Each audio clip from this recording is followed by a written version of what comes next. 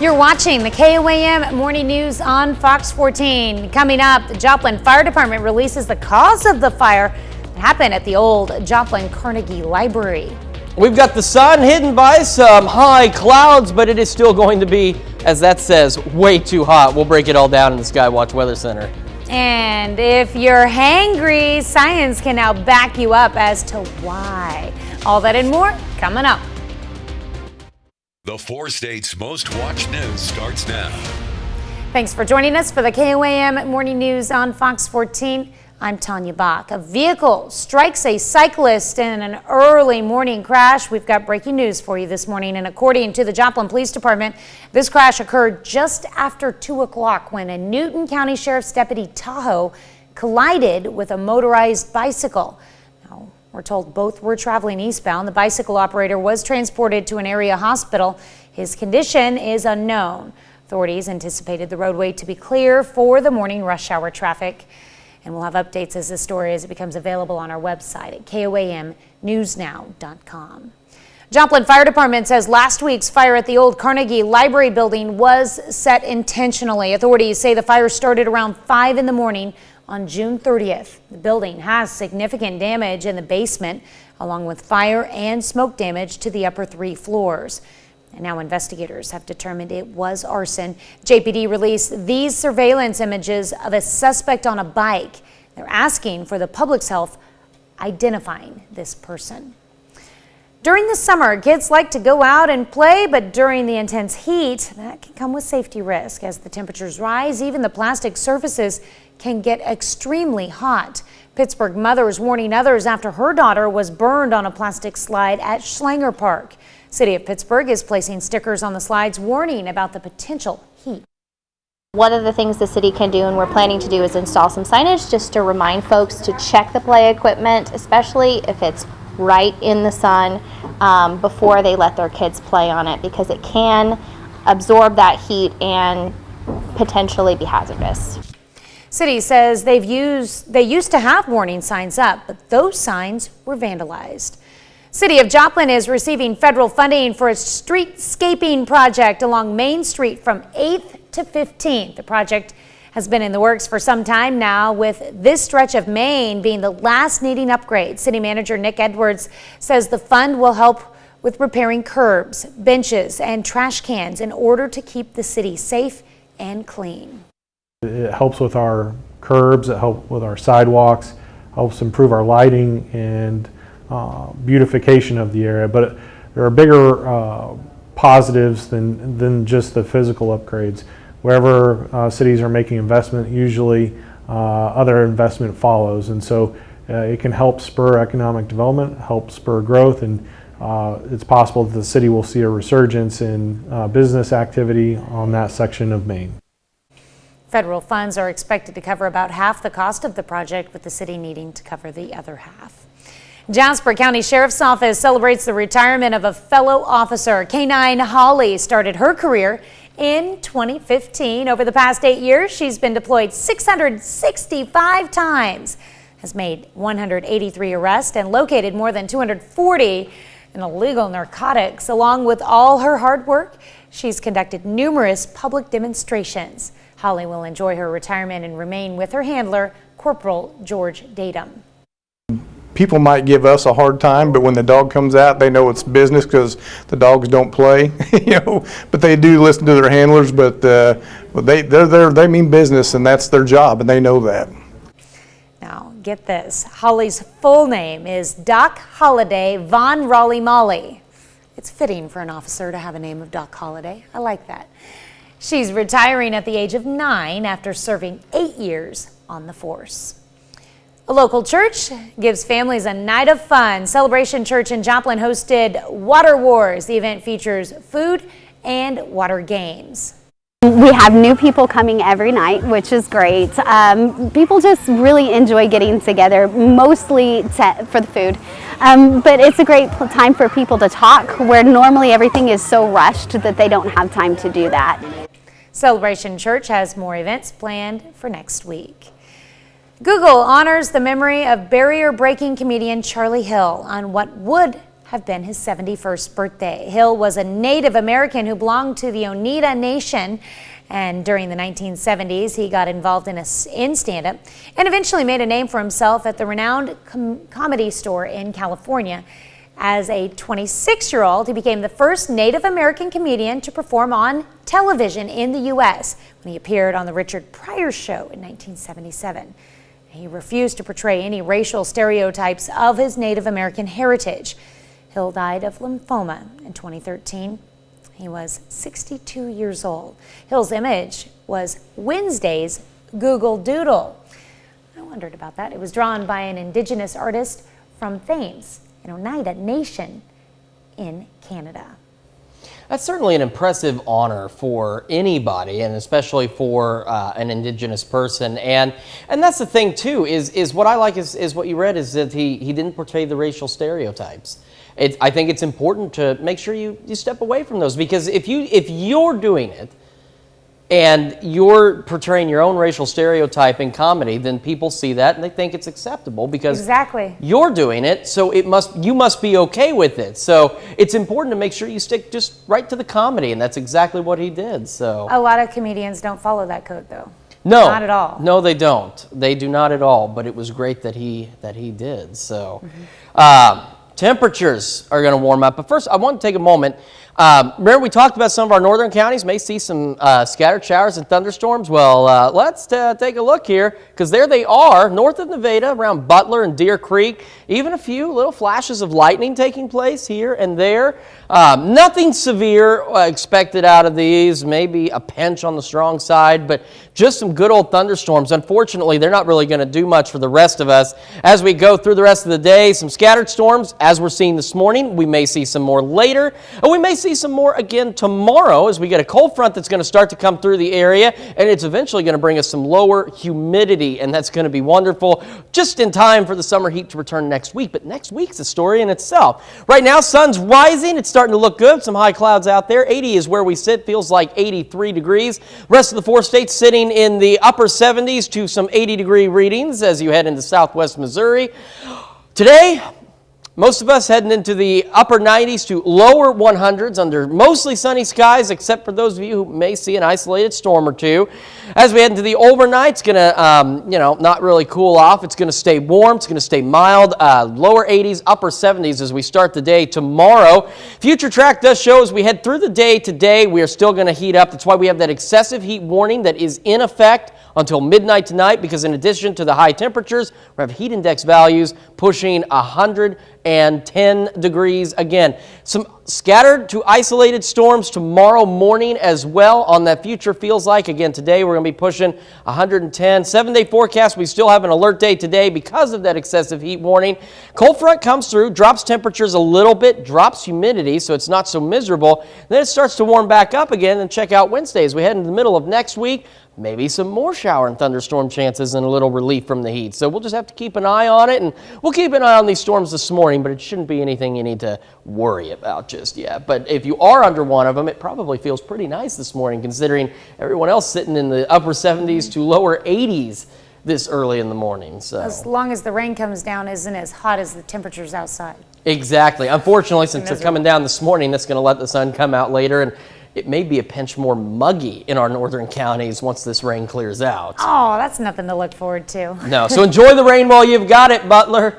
Take advantage of it. Go outside. Well, okay, there's lightning. Don't go outside. But enjoy the rain. Open a window. There you go. There you go. Well, up next, from Stranger Things 4 to the Woman King, Danya Bacchus has your latest entertainment headlines. And later, those who have heart failure and who've lost a loved one recently face a greater risk of death. We're going to explain why. You're watching the KOAM Morning News on Fox 14. Well, a new dog joins the American Kennel Club, and Viola Davis is the Woman King. Danya Bacchus has those stories and more in your Eye on Entertainment reports.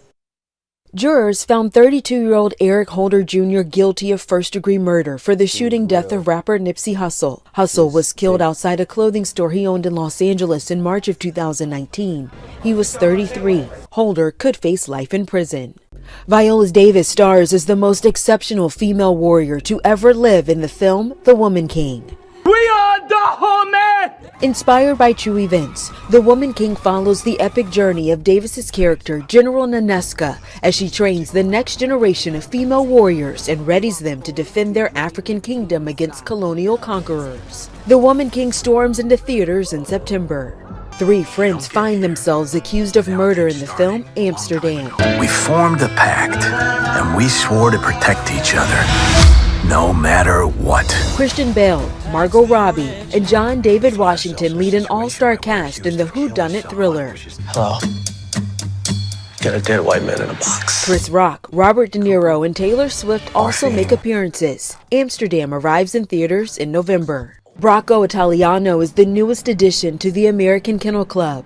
The ancient Italian bird dog is now eligible to compete in U.S. dog shows, including the prestigious Westminster Kennel Club event. And Stranger Things 4 has set a new viewing record for Netflix. Viewers have spent more than 1 billion hours watching the show since its new season dropped at the end of May, making it Netflix's second most watched series behind Squid Game. That's your Eye on Entertainment. Danya Backus, CBS News, Los Angeles. Oh, we had to bring up Squid Game again. I don't understand why it's so popular. Oh, I've now 2 episodes into Stranger Things 4, though, and I'm loving it. We'll be right back. More than 800 alleged rioters have been charged in connection with the January 6th attack. Of those, more people from Florida have been charged than from any other state. Layla Santiago visited a solidly red part of the state to see how Trump voters are responding to the hearings and how they're feeling about Trump now. Parades, family fun, plenty of flags on display on Independence Day in Sarasota County. But this is Trump country, so the stars and stripes, not the only flag flying. I think we're at a Trump rally. Joseph Bush is a Trump fan. The 58-year-old Republican who moved to Florida last year likes that the former president ran the country like a business. There is somebody that believes in our Second Amendment rights, the flag, the economy. Trump is as strong as ever, he says, in good standing to lead the Republican Party despite the revelations emerging from the January 6th hearings. The president said something to the effect of, "I'm the effing president, take me up to the Capitol now." I've watched a little bit of it to know that it's very one-sided and it's a distraction. Something we heard repeatedly. Are you watching the January 6th hearings at all? I have not, no. And why not? I just haven't got a chance. I think that there's a lot of validity to what's happening. I think there's also a little bit of a fishing expedition as well. It's not a hearing, it's a show. While some Republicans and independents here told us they question the politics behind the hearings, others... I think we all need to know that information. People are not well informed. Irina LaRose is watching the hearings. She once considered herself a Republican. Now... I don't think the Trump movement is the right movement for our country. I'd like to see a more moderate Republican. For LaRose, Florida Governor Ron DeSantis is not an alternative either. Our governor is definitely not in the race for me. That's not the kind of candidate I'd like to see. Even as DeSantis and Trump appear to be on a collision course, both are powerhouse fundraisers. And while Trump remains popular with a GOP base, there are some signs DeSantis is making gains, pulling even with Trump in a recent New Hampshire poll of Republican primary voters. While loyalty to Trump here remains on full display, I think Trump is going to lead the way. I think he needs to redeem himself for sure. Republicans also told us they are open to a fresh face leading the party. I don't think Trump will be elected president again. And why do you say that? Because there's so many people against him. Even some of Trump's strongest supporters. I moved to Florida because of DeSantis. I think if DeSantis ran and picked the right partner, he would win. The House Select Committee investigating January 6th insurrection said Tuesday it has scheduled its 7th hearing for July the 12th. Quick check of the Skywatch storm tracker. We see some showers and thunderstorms starting to develop in some of our northern and even some of our western counties. 7-day forecast showing a warming trend. And so, yeah, it's going to be hot. And you see what's happened here is our fine folks in the back are very kind to me. And they actually put a clock on the screen in front of me. And what happened is is I completely overlooked that clock and decided that it was a good idea to just hurry up and get through this, when in reality, I've got a couple of seconds to talk to you about what's going on, and I like when that happens. I love the weather, and this is an opportunity for me to tell you what's going on. So let's take actually a closer look at these, there we go, these storms up here in the northern counties. We're starting to see some more developing northwestern corner of Vernon County, northeastern parts of Bourbon County. Now, none of these are strong or severe, but you can see some lightning strikes in there, and that's because we got just enough to get some scattered storms going. And that's how the trend is going to be this morning, again, mostly for our northern counties, and then all of us get in on the chance for maybe some isolated to widely scattered storms later today. And then we've got this cold front that's going to roll in late Friday.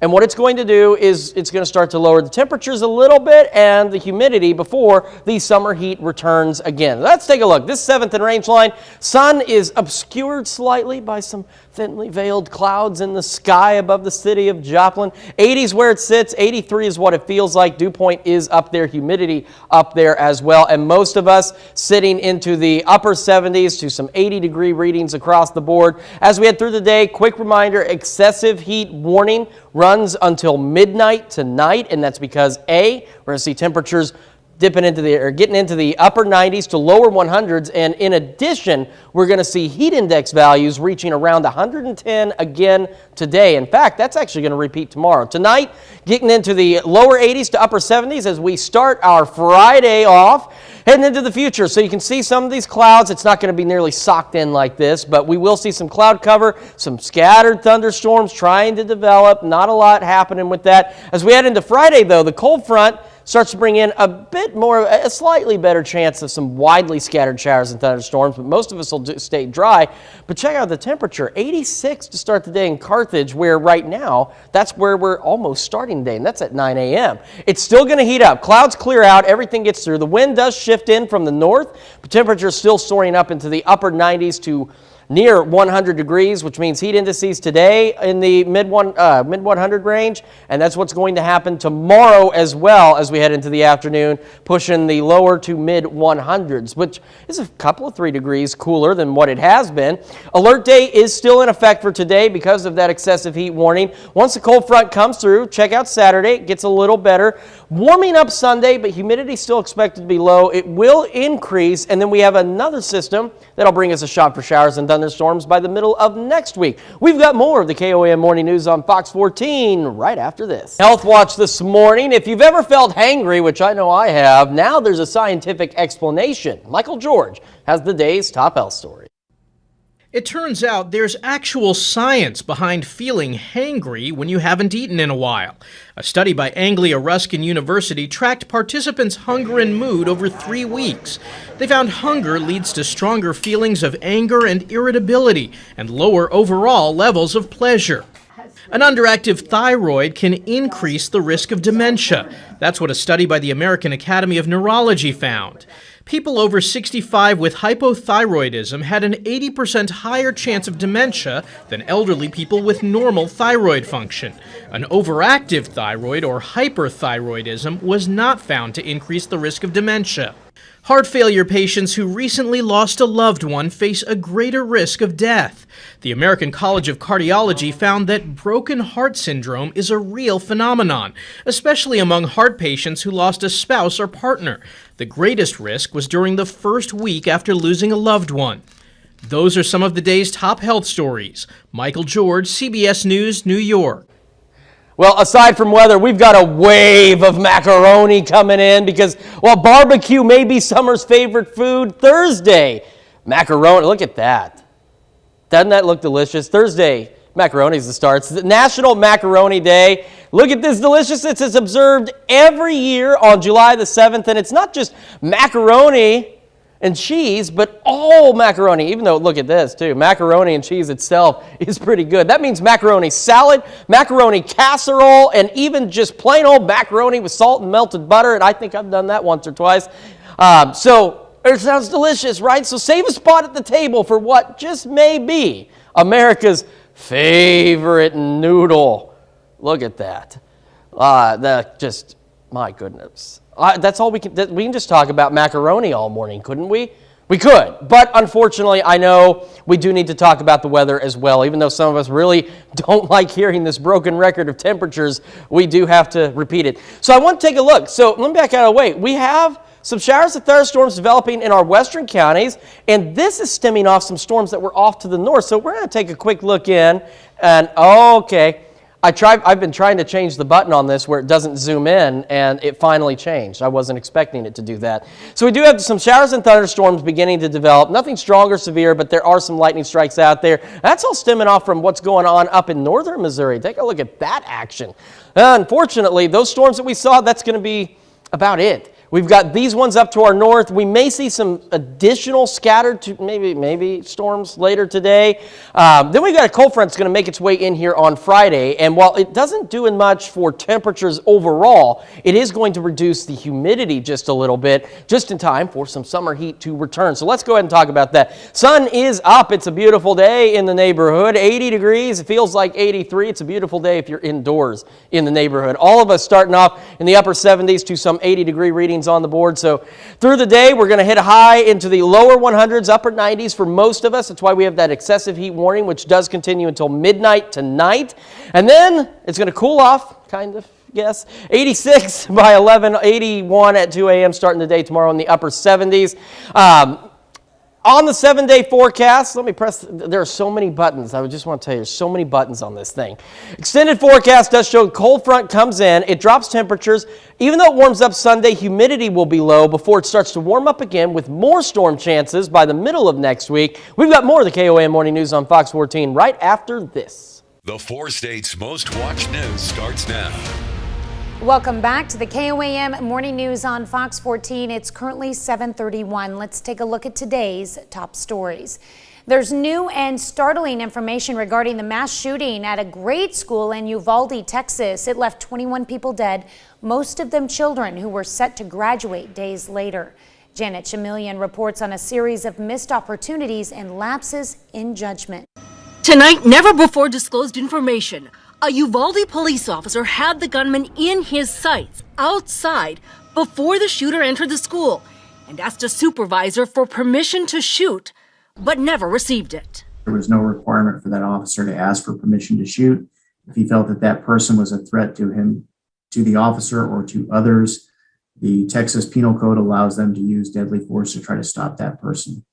Pete Blair is the executive director of the Alert Training Center at Texas State University, which issued the report, it says, at the request of the governor and Department of Public Safety. The report also found the classroom door where the shooter was barricaded was unlocked. School Police Chief Pete Arredondo previously claimed it was locked and that he had spent time looking for keys. Once officers finally entered the classroom more than an hour after the shooting started, they were no better equipped than they had been up to that point. Look at it as a dad, as a parent. Anger and frustration is growing in Uvalde over a lack of answers. The community last week confronted the mayor. A Texas legislative committee is investigating and has been interviewing law enforcement and other witnesses for weeks. Its report is expected soon. Janet Chameleon, CBS News, Houston. Morning in Joplin as a vehicle strikes a bicyclist in an early morning crash. According to the JPD, the crash occurred just after 2 when a Newton County Sheriff's Deputy Tahoe collided with a motorized bicycle. Both were traveling eastbound. The bicycle operator was transported to an area hospital. His condition is unknown at this time. Authorities anticipate the roadway to be clear for the morning rush hour traffic. We'll have updates as they become available on our website at KOAMnewsnow.com. But you can expect a detour in the coming week if you travel K39 on July 11th. That's next Monday. KDOT is beginning a road project to replace a bridge on K39 in Bourbon County. The bridge spans across Flat Rock Creek and is about 3 miles east of the Neosho and Bourbon County line. Traffic going east will need to detour north on US 59 to US 54 and then east to K3 and south to K39. Drivers heading west should follow the same route in the opposite direction. Project should be complete by November. City of Joplin is receiving federal funding for a street scaping project along Main Street from 8th to 15th. The project has been in the works for some time now, with this stretch of Maine being the last needing upgrades. City Manager Nick Edwards says the fund will help with repairing curbs, benches, and trash cans in order to keep the city safe and clean. The streetscaping project's a great maintenance project that will help improve sidewalks and curbs. It'll add lighting and benches and trash cans to that portion of Main Street. The project there's a specified time that the funds have to be spent, so the project is expected to start soon. Manager also says Main Street will be the focus of the project. Local organization is making it easier for people with disabilities to work on their green thumb. The On My Own Incorporated in Nevada, Missouri hosts a weekly gardening class tailored to be accessible for everyone. Flower beds are lower so people in wheelchairs have an easier time reaching them. And while learning about plants, the participants also learn social skills and how to become more independent. Garden is a great way to improve your health, and it's not just by eating healthy foods. It is just really good for your mental health and your physical health to be outside in the green and to put your hands in the dirt. So it's very therapeutic, and I highly recommend it. On My Own offers other classes that teach household and independent living skills. Some workers at a local McDonald's restaurant volunteered their time at the Ronald McDonald House charity. The workers used the community service as a team-building exercise. They prepared and served a meal to the house's guest families, played games with the families, and worked on projects around the home. Yes, this has tremendous meaning. Number one, McDonald's is our mission partner. And so when we talk about mission partner, you know, for 24 years now since we've been open, McDonald's helps support us. Ronald McDonald House charity supports families with sick children. A Japanese tea house is offering visitors a chance to taste history in a $25,000 antique bowl. An antiques dealer and his family are offering a traditional Japanese tea ceremony with a twist. This is at a gallery, Ukubo, in Tokyo. The gallery allows visitors to feel the traditional bowls and take a drink from them. The choice of bowls range from brand new to more than 300 years old. Some of the older pieces are museum quality and worth as much as $25,000. Ceremony cost about 2,200 Japanese yen or $16 per person. Okay, that doesn't sound so bad.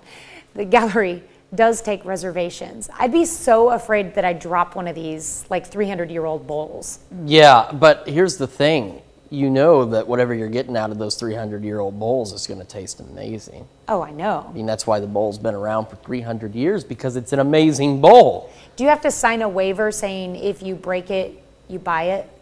I certainly hope not, because I may have the $16, but I do not have the $25,000 for the cost of the bowl. I know, I was like, 25,000 yen? Oh, that's $16.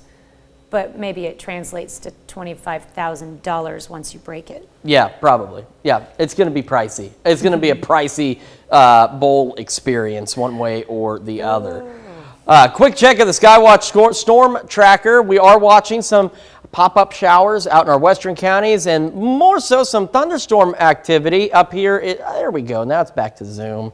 Check that out. Okay, so we are watching these showers and maybe a few thunderstorms. You can see just south of Archie, a recent lightning strike, so nothing too wild or crazy.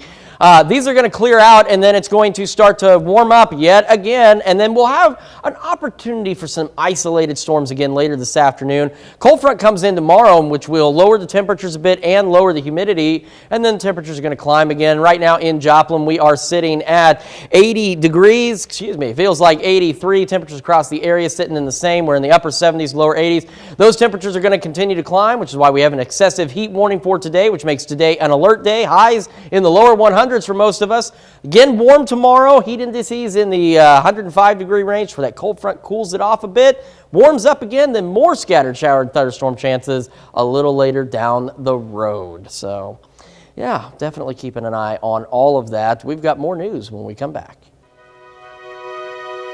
It's time to honor today's fourth-state hero, U.S. Army Air Corpsman Harvey Richardson. The Joplin, Missouri native served in Okinawa from 1946 to 1947 as a tail gunner B-24 bomber. To Air Corpsman Harvey Richardson, we thank you. Today's 4-state hero. Well, this morning, we're discussing white supremacy. A woman in New England picked up and discarded a bag full of rocks and a flyer that had been thrown at her home. The flyer from the Nationalist Social Club says they are pro-white fraternity dedicated to defending their lands, people, and the prosperity of white New Englanders. The woman says she got the flyer and bags of rocks thrown at her home because she had a Black Lives Matter sticker on her car. Now, she isn't the only one, however, as her neighbors, who also have Black Lives Matter signs and stickers, received the same thing. The flyer says they oppose BLM, MS-13, and Antifa. That brings us to our Something to Talk About. Do you believe white supremacy is a problem in your neighborhood or community? You can log on to our website, KOAMnewsnow.com/vote, to cast your opinion. It looks like we're about almost even, 51% saying yes with 49 voting no. Or you can log on to our Facebook and join the discussion. In other news, a miraculous rescue. A 28-year-old woman in Connecticut is struck by a bus Tuesday afternoon. She was pinned underneath, but only walked away with a few bumps and bruises. Naveen Diwali has the story. Hold on for a minute. The seconds mattered. That's it. Are you okay? Anybody got a jack so we can... As emergency crews worked fast to help this woman trapped underneath a Connecticut transit bus in Stamford Tuesday afternoon. And it was horrible. We didn't know she was going to make it. The 28-year-old was alert. Her first question from me was, how long do you think this will take? So it showed me that she was calm, she was thinking, which was all very favorable for us. And rescue crews kept her calm. I said, if you just give me 10 minutes, I said, we'll have this bus up and we'll get you out of here without further injury. She was just very nervous, shaking, and she was happy that I told her, your fiancé is here, your fiancé is here. Lifting up. And they got right to work, pulling up that 27,000-pound bus. We basically only lifted that bus a couple inches. She got her arms out from underneath her. 16 minutes after the dispatch call, the pressure was released. There was about 4 guys underneath, and we just slowly dragged her out. They dragged her right out through the front of the bus. Investigators say the woman had the right of way and was crossing Atlantic Street at the Broad Street intersection when the bus driver saw her last minute and slammed on the brakes. The driver just came out screaming, people in the bus screaming. That bus driver was given a ticket, and those rescuers, the big heroes. We literally train on this exercise once a week. The rescue we set up the airbags, we lift, we crib, and you do it 100 times, and then it finally comes down to that moment where you're doing it for real. Wow, the woman is now recovering after being released from the hospital. Can't imagine that. We'll be right back with your consumer headlines after this. Chris Hemsworth is back in Thor, Love, and Thunder, but it's Natalie Portman who wields the power of the mighty Thor. Rick Damigella reports. He reclaimed his title as the one and only Thor. Oh, spoke too soon. Jane? Chris Hemsworth is back, but someone else wields the power and name of the mighty Thor. What's it been, like 3-4 years? 8 years, 7 months and 6 days, give or take. Thor, Love, and Thunder marks Natalie Portman's return to the franchise after 2013's Thor: The Dark World. To say that Jane was going to become the mighty Thor in this one was really, really just an incredible opportunity and really like a once-in-a-lifetime possibility. So that's the ex-girlfriend, is it? The old ex-girlfriend. Jodie Foster. Jane Foster. The one that got away. The one that got away. Yeah, it was really an amazing opportunity to have this kind of dual side, that she's human and a superhero, and then how each affects the other. And to imagine what that feeling is to like have the powers and then not have them is also just emotionally interesting. Let's bring the rainbow. Bring the rainbow, is that a catchphrase or something? You have to like carry yourself differently. You have to have a different bearing. So I did train a lot, but there's also a lot of movie magic, of course, involved in the transformation. It's just my first bad guy. You never forget your first. In Hollywood, I'm Rick Damigella.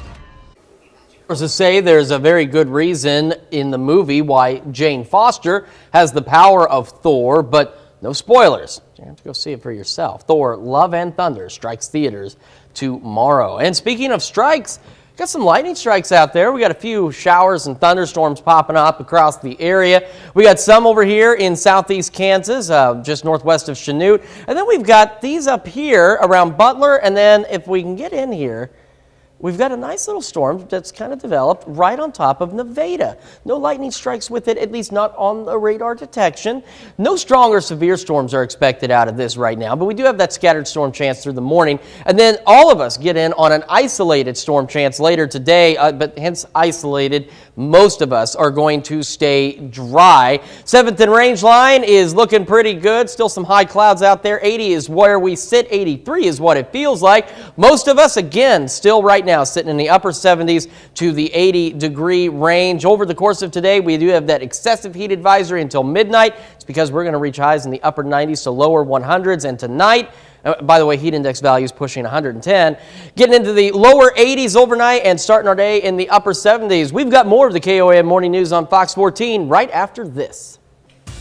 Welcome back to the KOAM Morning News on Fox 14. Here's what's happening today.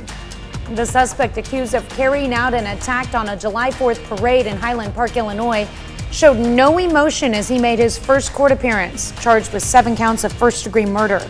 Police say 21-year-old Robert Primo confessed to the shooting during questioning and that he considered attacking another parade in Madison, Wisconsin. He is being held without bond. More charges are pending. A curfew is lifted in Akron, Ohio, following days of protest after police shot and killed an unarmed black man during a foot chase last week.